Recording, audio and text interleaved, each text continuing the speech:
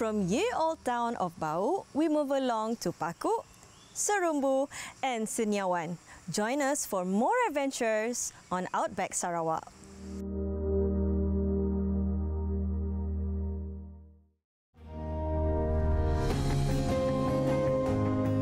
I'm Faye, actor, dreamer, traveller on a journey to explore my native land. This is my story.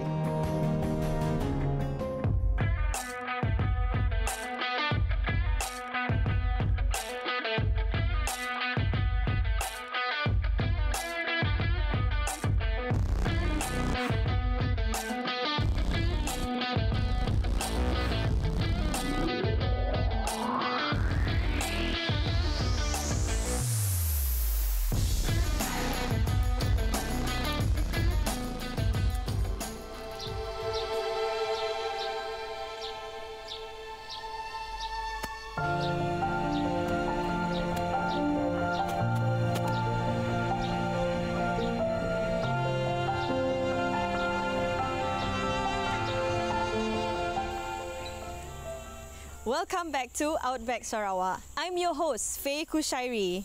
We're in a town called Paku, where its gold mining history dates back to 200 years ago. It seems that there is more to this town than its glittering past. Another hidden gem is the Paku Rock Maze Garden.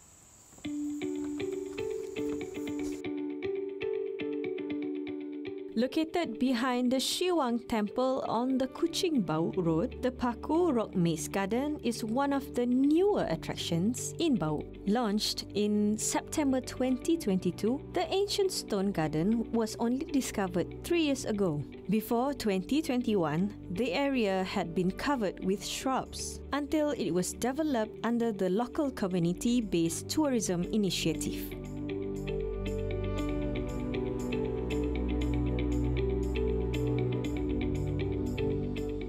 The Paku Rock Maze Garden is a primitive stone forest that comprises a network of limestone formation. What you see here today is probably the result of volcanic activity from millions of years ago. The rock maze that you see here in Paku is an extremely precious landform as it had taken shape after a long geological evolution. It seems that this priceless geological heritage site could have originated from the late Jurassic to the Cretaceous period, or in simple terms, the age of the dinosaurs. Standing amid the rock maze garden makes you feel as if you've been transported to another land. For one thing, the rock formations look like huge boulders and even tower above you. Having grown wildly, they also come in peculiar shapes and sizes. What's interesting is that this could have also been an ancient marine ecosystem. The erosion and grooves on the stone walls would suggest that there might have been rivers flowing through the cave system once upon a time. I'm truly amazed. No wonder it's been called a geological wonderland.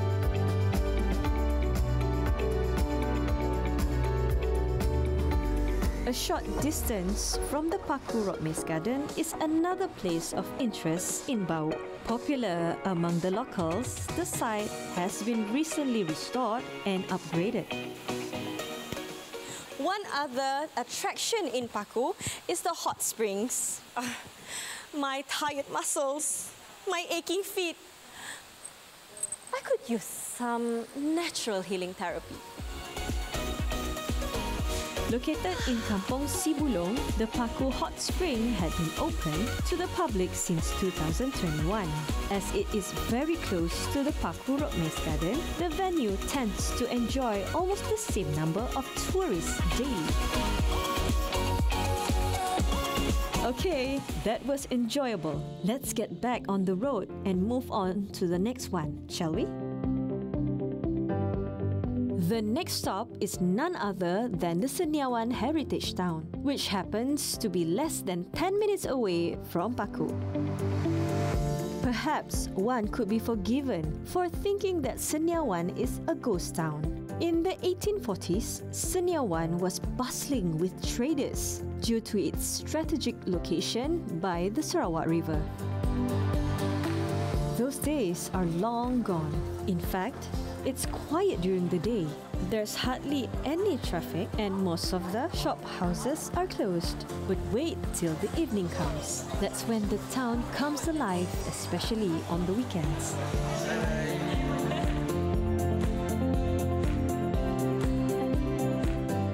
A main mode of transport among the local village folk is by boat, which would ferry them across the river.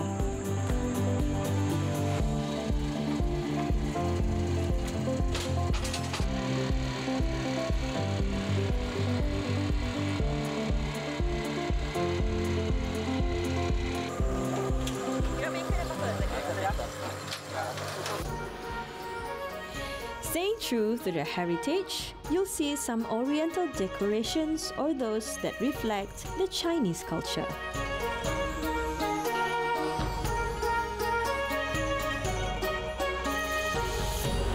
Red lanterns are aplenty, as they are hung almost everywhere along the lanes and shop houses.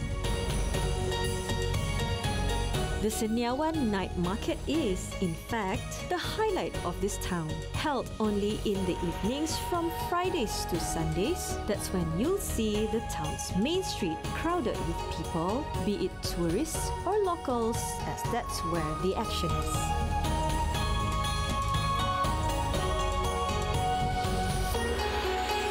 We're taking a short break. Don't go away. We'll be right back.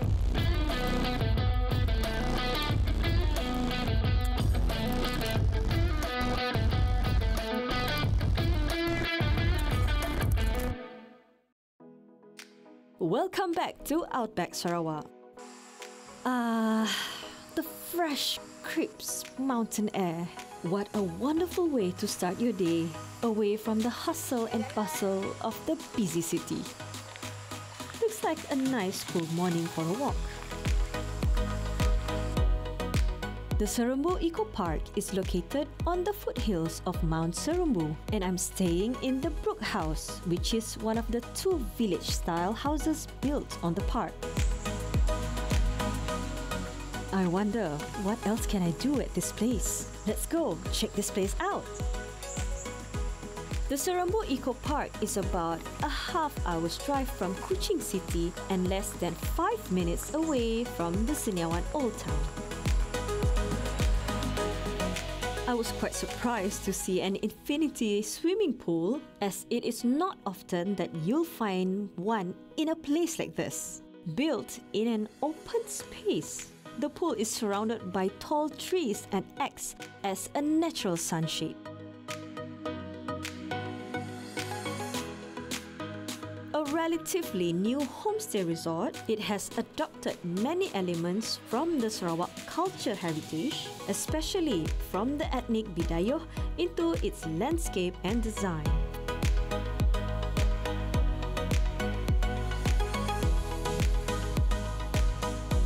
A lot of local handcraft can be seen in its decor, and paintings from local artists adorn the walls. The Ayam Bar is a good place to chill and serves light meals and beverages as well as breakfast for in-house guests.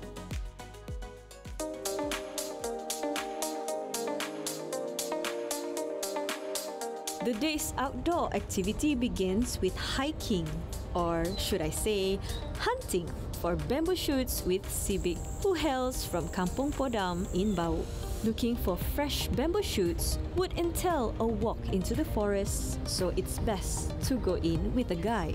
Anyway, it's always good to have someone on hand to help you across those slippery rocks or rough terrain. Hiking is a popular activity here, and most visitors would go trekking right up to Bong Muan or the Rajah Brook Heritage Site, where you'll find James Brooks' cottage.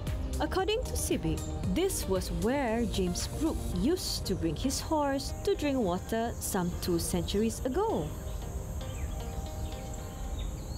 The bamboo shoots grow in the wild. To get to the spot where you'll likely find them will take you around 2 hours. It's like going on a nature walk in the woods, where you'll see flora and fauna and chance upon wooden planks to facilitate river crossings along the trail.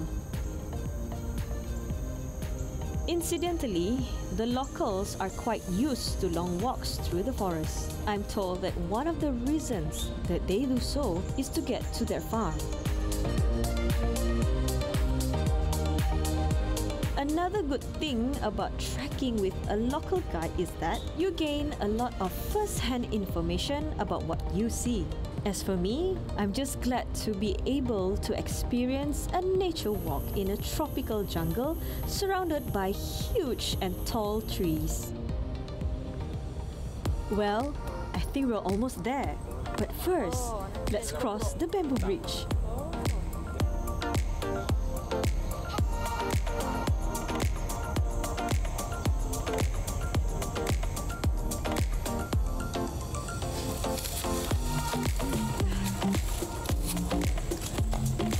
Sampai. We're finally here.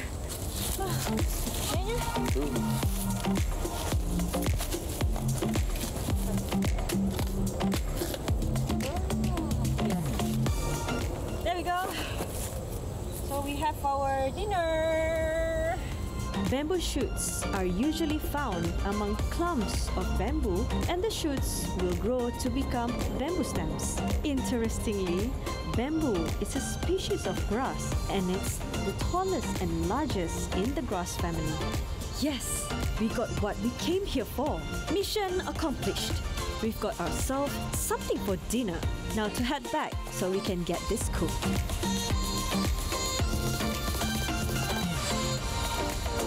To prepare the bamboo shoot, first you need to remove the brownish husk.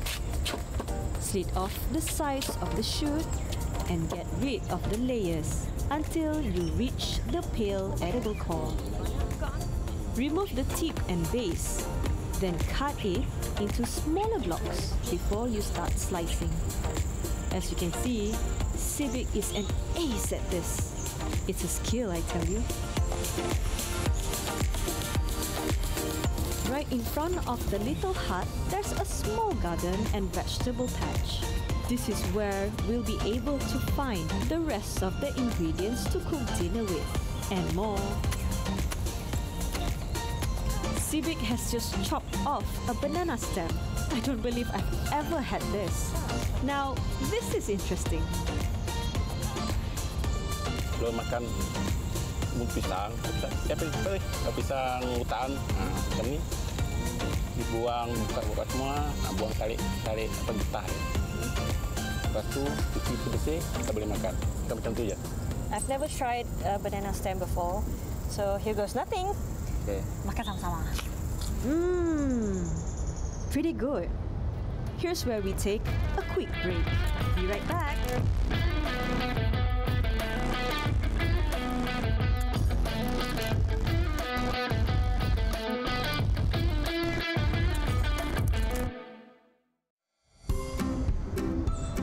Welcome back to Outback Sarawak. We've returned to the Serembu Eco Park, and I'm now with Uncle Teng Sui, who is going to show me some native trees that have grown in the area.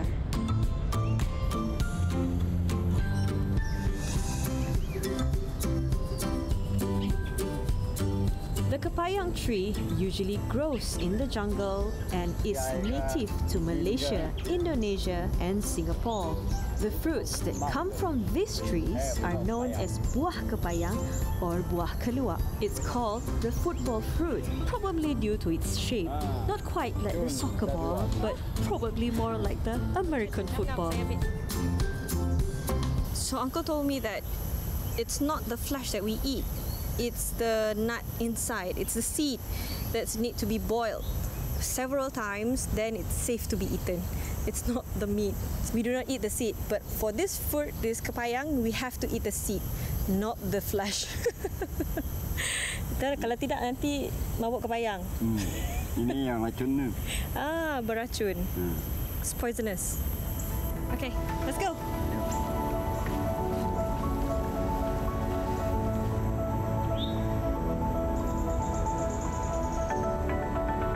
To clean the seeds is another tedious process as there are several important steps to adhere to get rid of its poison. So, I think I leave that part to Uncle. Okay, remember, what we want is only the seeds and it looks like this. Ini kan dalamnya? Yeah. Okay, it has to be cleaned first and then you have to boil it. So this is how it looks like when it's already completely boiled. It tastes exactly like nuts. Crunchy.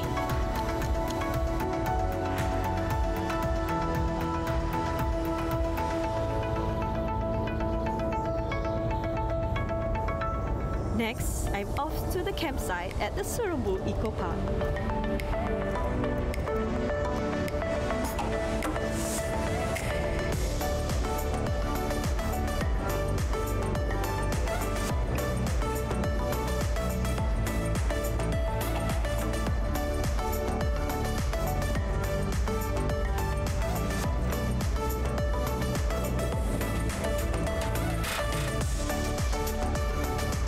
Well, Serembu was established in 2020 on the 12th of December. All right. Oh, just recently. It was just recent, 2 years back. We operated for about 3 months. Unfortunately, we had to close it down because of the MCO. I've already stayed in the Brook House on my first night. So next, I'm going to try camping to get a feel of the outdoors and surround myself with nature for a change. At the Serembu Eco Park, there are camping sites for rent. We have about 100 acres of land, all right, which we collaborate with some of the native, all right, from nearby. You see? So the land itself for Serembu is about 52.4 acres.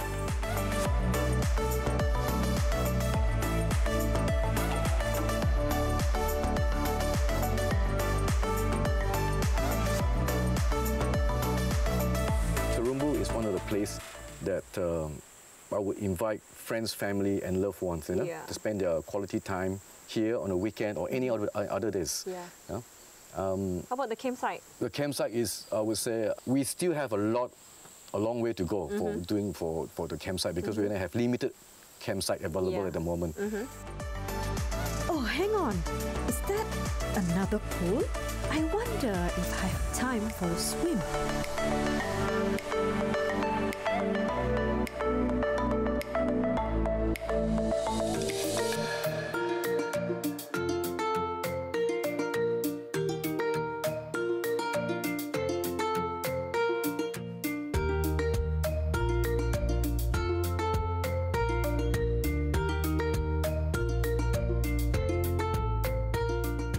Welcome to Outback Sarawak Kitchen! Okay, today Brendan's going to teach me how to make pansuh in Bidayuh style, right? Yes, correct. Okay, what do we have here? All right, here we have some of the ingredients. Okay. All right, so as you can see from here, we have the down ubi. All right, it's called tapioca leaf. Then we have the down kunit. All right. These are very special. It's called tupus. All right, which you can find it in the interior. And furthermore, of course, we have garlic. All right, we have ginger, lemongrass. All right, and of course a bit of chili, salt, and Ajinomoto. Yeah. That's it. And this is and a bit of the chicken. main ingredient. Yep, the main ingredient is the chicken. So what you do is the chicken and all the ingredients will be put inside. Okay. Stuff it. All right. Put water. Okay. After putting water, then we will Burn it. burn it. All right. All right. Yeah. Ooh, I can't wait. So what should we do first? You can put the chicken. Garlic. Yeah. Well, ginger always tastes good in any food. Inside Two is okay, pieces. yeah. Okay, there. Will be done. But chili, do not waste this because it's Yeah. rare. So All it's right, one the of these, kunit, right? We'll yeah. put it later. Yes. Is it? No problem. Okay. This Okay. is all. Then I don't know. Is this wet salt? It is. Okay. Yes, it is. So now we're right. gonna put everything in. Yeah, put everything inside. Okay. Bismillahirrahmanirrahim.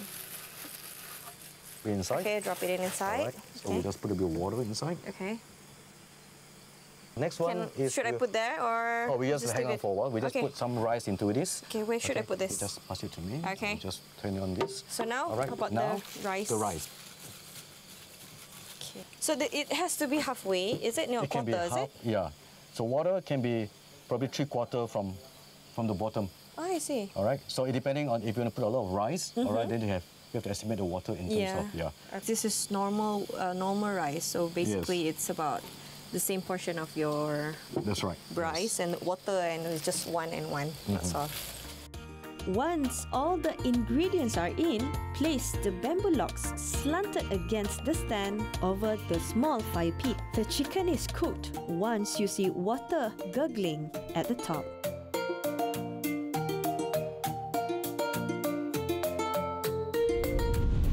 What an exciting journey this has been.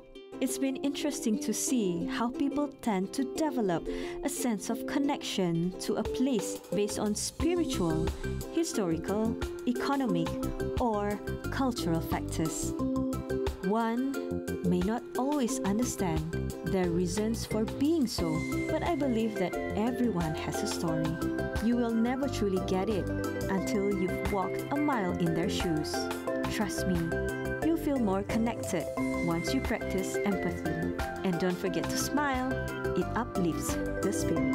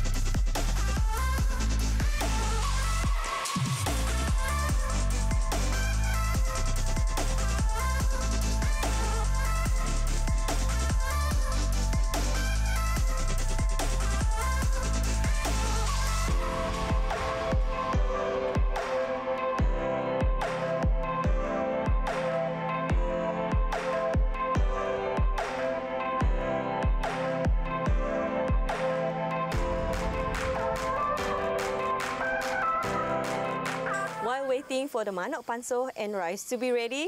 We'll see you again, same time, next week on Outback Sarawak. So Brendan, how long should we wait? About 45 minutes.